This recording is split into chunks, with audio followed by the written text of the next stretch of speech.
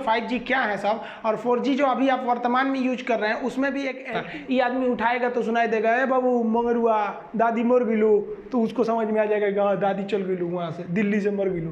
तो ये जनरेशन होता है। जनरेशन का मतलब उसमें जो सुधार होता है उसे को ही हम जी कहते हैं। जी मतलब जनरेशन। अब ये 1G 2G 3G 4G ये सब जो थे सर, ये जनरेशन थे। ये कब आए थे सर? यहाँ पे आप देखेंगे 1G आया था 82 में आया था, ये 1992 में आया था 2G, 2001 में आ गया था आपका 3G, और 2012 में ही आपका 4G आ गया था, लेकिन हम लोग को नहीं मिला था, हम लोग को बाद में मिलना चालू हुआ है। दुनिया यूज कर रही है 5G। अभी हम लोग इंडिया में अभी 5G यूज के लिए नहीं है, अभी ट्रायल चल रहा है, इसको 1 से 2 साल में ये पब्लिक के लिए दे दिया जाएगा। अब इसमें मेन अंतर क्या होते हैं समझिए ध्यान से।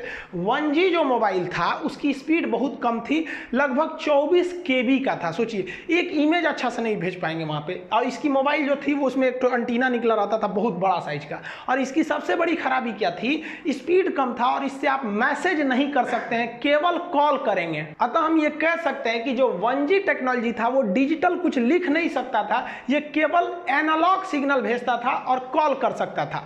इससे सुधार के हम लोग लेके आए लोग 2G को, और ये 2G 1990 के एक दशक में आया था, और इसकी स्पीड 64 KB पर सेकेंड की थी। तो स्पीड तो बढ़ ही गई, लेकिन उतना भी क्या KB में स्पीड दे रहा है, कौन सा स्पीड है। लेकिन इसकी एक और खासियत क्या हो गई कि ये वॉइस तो करता ही था, इसके साथ साथ यहाँ देखिए मैसेज का साइन है, आप इससे मैसेज भी लिख के भेज सकते थे, हाय हेलो। और याद कीजिए आप वो टाइम जब एक मैसेज करने का 1 रुपया लगा करता था, तो इससे मैसेज भी कर सकते थे। इसके बाद जब आया 3G, तो पहली 3G जो थी वो MB में स्पीड देना चालू किया, और इसका फायदा ये हुआ कि आप बात तो कर सकते हैं, मैसेज भी कर सकते हैं, साथ साथ आप इंटरनेट भी चला सकते थे, गूगल वगैरह सर्च करते थे। नोकिया वाला मोबाइल में पहले जो था टॉर्च और जलता था, उसमें नेट और थोड़े चलता था, इसमें एगो गेम होता था सांपवा वाला, इसे याद होगा आप लोग को। तो यहीं से आपका नेट का काम चालू हुआ, और यहीं से यूट्यूब वगैरह देना चालू कर दिया। लेकिन इसकी खराबी क्या थी, 3G जो था उसमें यूट्यूब चलता था ना, बड़ी बफरिंग करता था, देखते होंगे एक तो गोल गोल घूमते रहता था,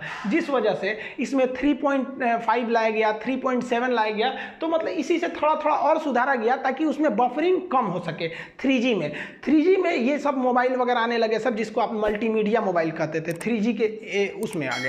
अब उसके बाद जब मेन लॉन्च हुआ 2009-10 के पास आपका 4G का जो मेन प्रोटोकॉल चालू हुआ, तब इसमें क्या हुआ, 100 Mbps का स्पीड आपको मिलना चालू हो गया, और यहीं से आप वीडियो कॉलिंग चालू किए थे। इधर आपका वीडियो कॉलिंग, आपका जो वो मल्टीमीडिया मोबाइल था उसमें वीडियो कॉलिंग नहीं किए होंगे, तो ये फैसिलिटी दे दिया 4G आपको वीडियो कॉलिंग का। आज जितना भी मोबाइल वगैरह देख रहे हैं लोग वो 4G है, कई तो 5G भी मोबाइलें आ गई हैं, हालांकि 5G बहुत जल्दी हम लोग को सर्विस मिलेगा। अब आने वाला है 5G इंडिया में बहुत जल्दी।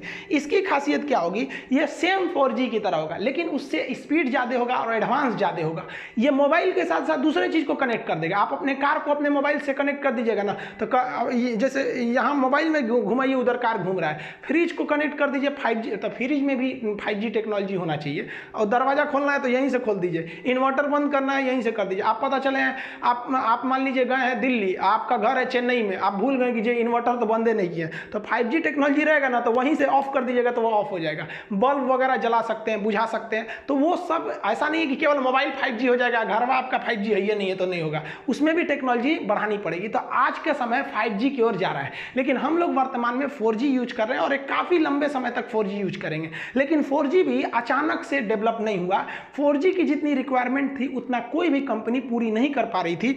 इसीलिए गवर्नमेंट ने कहा कि देखिए आप 4G ले लीजिए, लेकिन इसमें सुधार करते रहिए, लॉन्ग टाइम तक आपको सुधार करना पड़ेगा। तो उसी को कहा गया लॉन्ग टर्म इवोल्यूशन, यानी उसमें सुधार। तो लॉन्ग टर्म इवोल्यूशन को आप LTE करते हैं।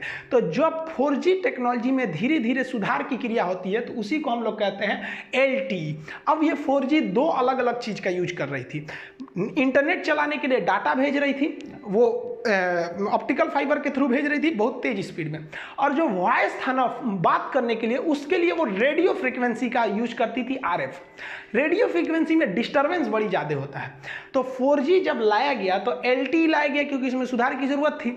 अब इस 4G में समस्या ये था कि डाटा तो तेज चलता था, नेट तेज चलता था, लेकिन फोनवा कीजिएगा तो फोन जाता था आपका रेडियो फ्रीक्वेंसी में, जिसमें कभी सिग्नल अच्छा नहीं रहता था, कभी आप फोन करेंगे अब उसमें कई सिग्नल भेजे रहते थे, तो आप बात करते करते रहिएगा, किसी के दूसरे का आवाज़ आने लगेगा, कभी कॉले नहीं लगेगा, तो वॉइस की बड़ी समस्या रहती थी।